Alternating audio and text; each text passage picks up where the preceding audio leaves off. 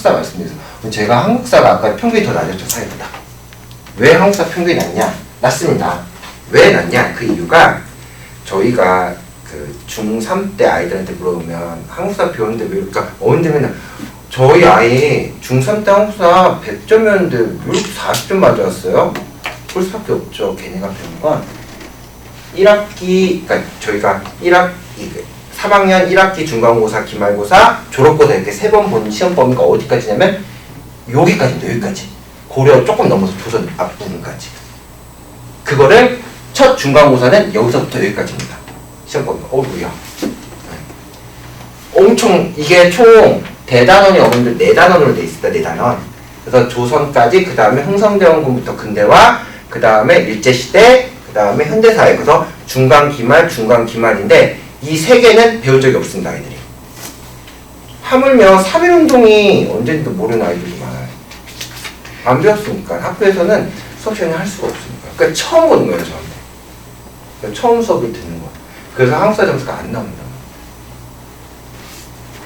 자, 난이도는 중이고 역시 서술형이 또 없습니다. 객관식 25문제. 즉, 한 문제 3점, 4점, 4점, 2점 이런 걸로 이제 등급이 나눠지게 됩니다.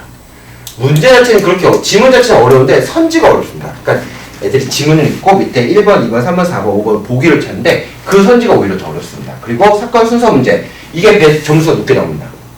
그러니까 교과서 곳곳에 있는 배점이 높게 나오고 교과서 곳곳에 있는 지도 이런 거 반드시 살펴봐야 됩니다. 이것도 한번 봐보시겠습니다. 자, 이건 학교책을 복사해보고요. 자, 문제는 지금 고려시대랑 이것도 고려시대네요. 둘 다. 고려시대인데 지도 같은 경우가 똑같이 나와요. 그렇죠? 지도는 필수적으로 암기를 해야 되는데 아이들이 무슨 지도가 중요하고 무슨 지도가 안 중요한지 모르잖아요. 그렇죠? 제가 이제 얘기를 해줘서 같이 해줘야 되는 것들. 그리고 보시면 알겠지만 배점이 일반 배점 4점. 연도 문제 순서 나열하기는 4.3점입니다. 얘는 틀려도 되지만 얘는 틀리면 안 됩니다. 하나를 틀려도 등급 차이가 나니까. 그 38명 안에 들어가야 돼요. 근데 아이들이 제일 싫어하는 문제 이 연도 차이. 최대한 아이들한테 흥미를 끌어주면서 이끌어가야 되기 때문에 아이들이 제일 어려워하지만 최대한 아이들한테 재밌게 수업을 해서 조금이라도 기억에 남는 거. 가장 좋은 건 지도 같은 거를 기억을 하려면 저는 요즘 아이들한테는 지문 암기는 안 될 것 같고 저는 화면 암기를 시키거든요. 그러니까 저희가 이 책을 딱 보면 책을 볼 때 요즘 아이들은 영상을 많이 보지 않습니까? 글보다는 책 읽는 애들 많이 없으니까. 그러니까 글 볼 때 그러니까 사진을 찍듯이 어느 책을 그냥 눈으로 찍듯이 화면을 찍듯이 찍어서 어떤 지도가 있는지를 외워야지 지도를 아무리 보고 있어도 이거 왜 암기가 안 됩니다. 어느 시기에 이런 모양 지도 나왔는데 키포인트로 국경선이 여기 있다 이것만 알려주고 아이가 스스로 그 화면을 딱 찍듯이 기억을 해둬야지만 이런 문제를 풀 수 있습니다. 아무리 설명으로 해도 지도는 설명이 안 됩니다. 본인이 사진을 찍듯이 기억을 하는 화면 기억법을 좀 해줘야 됩니다. 물론 제가 시험 전에는 이 지도는 꼭 암기를 해줘야 된다고 꼭 얘기를 해줄 겁니다. 꼭 나오는 그래도 이런 것들이 있어서 이런 시기 문제는 왕을 위주로 외워야 됩니다. 왕. 조선시대 왕을 위주로. 네, 그건 다 준비를 할 거고요. 그 다음에 이제 또 제일 궁금해 하시는 게 통합사회가 이제 수능으로 나올 텐데 어떻게 나올 거냐라는 겁니다. 자, 이번에 교육부에서 발표된 앞으로 통합사회 모의고사, 즉 수능 어떻게 나올 거다라는 건데 절대평가지 않습니까? 절대평가인데 지금 저희 절대평가 수능이 한국사 하고 영어지 않습니까? 근데 처음에는 영어 절대평가할 때 이제 난리 났죠. 너무 쉬워지는 거 아니냐. 왜냐면 한국사가 가장 먼저 절대평가인데 한국사는 지금 중3 애들 풀어도 거의 1등급 나옵니다. 너무 쉽기 때문에. 그래서 영어도 그렇게 되는 거 아니냐 하고 딱 까봤더니 아니었죠. 그래서 얘 지금 통합사회 통합과에도 절대평가니까 어느 정도 쉽게 나왔지 해서 예시문항도 보니까 쉽게 나왔습니다.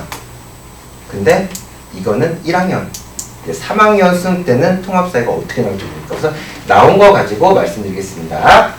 자, 이번에 발표된 통합사회 예시문항은 한 가지 문항에 세계지리, 사회문화, 세계사 혹시 어머니 그 사회가 총 몇 과목으로 되어 있는지 아십니까? 9과목으로 되어 있습니다. 9과목. 세계사, 여기는 세계사도 들어가 있고요. 세계지리, 윤리와 사상, 법과 정치, 경제, 뭐 동아시아사 막 이렇게 총 9과목인데 그 9과목 여기다 조금씩 계속 찍어놓는 겁니다. 자, 그래서 수능이 통합적 사고를 중시하게 되면서 교과서 기본 개념뿐만 아니라 그것의 확장 개념까지 알아야 됩니다. 그 과목을 그냥 개념만 달달달 외우면 손을 못 대는, 이 문제도 제가 예시 문항 갖고 온 것도 손을 못 대는 그런 문항들이 나왔습니다. 그러니까 기본 상식도 많이 필요하고 다른 과목에 대한 그런 다른 그 9개의 과목에 대한 그런 지식도 많이 필요합니다. 특히 그래프나 지도 같은 걸 잘 분석하고 이것을 해결하는 능력이 특히 중요해졌는데, 제가 지금 하나 들고 온 거는 도시와 산업화에 대한 설명이고, 우리나라가 여기 있고 나머지가 네팔, 일본, 타이 중에 하나입니다. 그러면 여러분 딱 바로 알거 누구 순으로 잘 사는지 기본 지식이 있어야 됩니다. 그쵸? 제일 잘 사는 게 누구겠죠? 일본이겠죠. 그쵸? 네팔과 타이, 뭐 가본 학생도 있겠지만 안 가본 학생도 있게 타이가 더 잘 살고 네팔이 더 못 산다는 건 상식을 기본적으로 알고 있어야 되고, 자, 두 번째는 여기 보시면 이게 도표 읽는 거, 이제 사회는 도표 읽기 제일 어려운데 자꾸 확대 좀 해보겠습니다. 제가 오늘 하나 질문을 해보겠습니다. 우리나라는 제조업으로 총 생산된 금액이 많습니까? 농림과 어업으로 총 생산된 금액이 많습니까? 제조업이죠. 예, 틀렸습니다. 왜냐? 총 생산 비율이지 금액은 알 수 없습니다. 이런 게 아이들이 무작정 빠집니다. 이런 문제들이. 얘도 이런 거 얘기하는 거죠. 금액, 학생 수 이런 거는 퍼센트. 왜냐면 얘가 이 농립어업이 얼마를 버는, 이건 비율이지. 전체 중에 제조업이 25%인데 별로 돈을 못 벌 수도 있잖아요. 농사를 별로 안 짓는데 이 농부들이 막 파프리카 같은 어떤 비싼 거만 막 농사 짓는 거예요. 막 아보카도. 그래서 엄청 많이 벌 수도 있잖아요. 그쵸? 이런 것들 아이들 정말 잘 빠집니다. 그래서 가장 어려운 게 이런 도표 읽기, 이런 문제들이 많이 어렵습니다. 기본 지식도 있어야 돼요. 지금 얘는 경제 부분 들어가 있고, 그 다음에 4개 나라가 나와 있기 때문에 세계 지리에 대한 내용이 들어가 있습니다. 지금. 그 다음에 일반 사회라 그래서 산업화, 그 다음에 도시화다, 이런 내용이 들어가 있습니다. 그러니까 하나의 문제에 지금 4개 과목이 들어가 있습니다. 이런 식의 통합적인 사고를 좀 요하는 그런 문제가 좀 더 어렵게 나올 것 같습니다. 자, 그럼, 네. 그러면 우선 가장 중요한 수시를 잡기 위한 내신 대비 필수 정보는 우선 과학교 과목별 과목하는 스타일을 파악합니다. 제가 아까 그 얘기했죠. 이 쌤은 윤리 전공일 것 같다. 아이들이 그런 얘기 되게 잘합니다. 저희 쌤 경제 전공에 그러면 망했다. 경제 난리 나겠네. 이 생각 하고 수능 특강 경제를 풀고, 이 쌤은 윤리 선생입니다. 그 2학년 3학년 사회과 윤리, 윤리와 사상 가르쳐. 그러면 1단은 무조건 어렵겠구나. 6단은 난리 나겠구나. 그렇게 해서 준비를 해줘야 됩니다. 전공에 다 다르시고 그 선생님들이 한 과목이 한 분이 가르치면 있는데 3분이 가르치기가 경쟁의식을 느끼나 봐요. 처음에는 쉽게 대하지가 아니라 내가 더 애들로부터 뭔가 있어 보이는 선생님이 되고 싶어서 난이도를 점점 높이시는 분들도 많습니다. 경쟁이 돼가지고. 그래서 출제 잘했다가 난이도가 많이, 그래서 아까 그 저희 1단원과 2단원 차이도 많이 났잖아요. 제가 이거는 상으로 봐도 된다는 표현을 썼잖아요. 이런 차이 때문에 그렇습니다. 그 다음에 3년 기출문제를 통해 학교별 스타일, 그 선생님들이 자주 바뀌지 않는 한 스타일은 별로 그 안에서 있기 때문에 그런 문제 연습 해야 되고, 특이진도와 시험 문제로 출제되었다면 그에 유사하게 나올 확률이 있어요. 왜냐면 아까 그 제가 얘기한 그 사상, 그 문제는 거의 나올 겁니다. 그 쌤이 계속 계시다면 반드시 나옵니다. 자, 필수 개념, 도표 읽기, 지도 읽기 반드시 숙제해야 됩니다. 아이들이 제일 어려워하는 게, 제일 많이 틀린 게 이런 건데, 이런 것을 어느덧 연습을 해가지고 고득점을 선행하면 또한 서술형도 제가 이제 시험 전에는 제가 직접 책을 보고 만들어서 아이들 연습을 시켜서, 서술형 있는 학교라면 그렇게 준비를 해서 최대한 전략을 잡겠습니다. 이거는 제가 아이들한테 보여주려고 한 건데 이게 뭐냐면 본인이 왜 저희 학원 통합대랑 항상 와야 되냐 이 중에 이제 어쩔 수 없이 고1이고 내신을 챙기고 준비를 해야 되니까 일종의 세 개가 돼서 혼자가 힘들다. 그러면 제가 하는 과목이 워낙 많고 하니까는 같이 잘 도와줄 수 있으니까 어머님들 아이들이 보면 기본적으로 제가 약간 베트남 아이슬란드라고 해놓은 이유가 그 지도에서 꼭 시험에 나오는 겁니다. 베트남은 할롱베이라는 곳에 보면 탑카르스트, 카르스트 지형이 나오고요. 아이슬란드는 화산 지형이 나오고요. 그 다음에 기본 역사 배움지 3.1운동 몇 년이냐?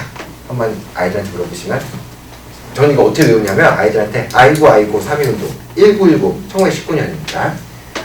그 다음에 동영상 수업 같은 경우 이제 듣는 애인데 제가 이거는 좀 문제가 되는 게 학교마다 아까도 얘기했지만 제가 윤사쌤 다르고 뭐 생윤쌤 다 다르니까 특이진도가 나오는데 1학년 내용을 아무리 찾아봐도 그 특이진도가 없습니다. 제가 아까도 있죠. 수능특강에서 제가 갖고 왔잖아요.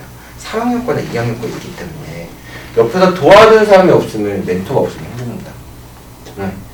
그리고 주변의 통합사회와 옆에 사모나무 그 학원은 제가 알기로는 저기 선생님 그 선생님 아시는 분이 제가 뭐라고 못하네. 거기 사회만 있는 걸로 알고 한국 사람 없습니다.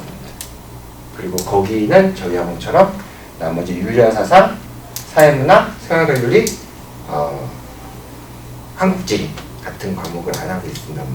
저희가 좀 더 폭넓게 먼저 시작할 학원이니까는 많이 준비해서 제 목표는 4월달 후반부터 이제 아이들과 같이 시험 대비 준비를 하면 이제 모의고사 중간에 몇 번 봐서 최대한 좋은 점수, 첫 시험 점수가 되게 중요한 게 저희가 그런 말을 합니다.